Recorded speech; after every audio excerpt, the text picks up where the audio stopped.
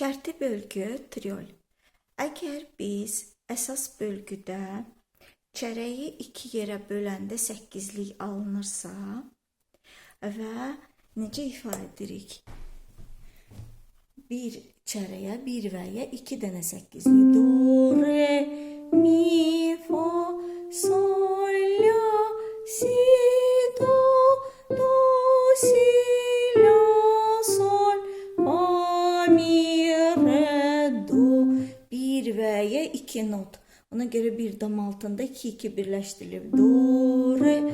Amma triolda do, re, mi həmin o 1 və zaman müddətinə biz 2 8-lik əvəzinə 3 8-lik yerləşdiririk və həmin o 8-lik nisbətən qısa olur.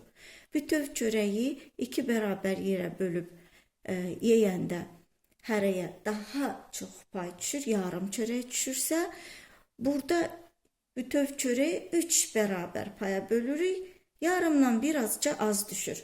Do, re, mi, fa, sol, la, si çərək, do çərək, do, si, la, sol, fa, mi, 3, re çərək, do çərək. Bu olur triol. Əsas bölgünün 2 hissə əvəzinə 3 bərabər hissəyə bölünməsi triol adlanır.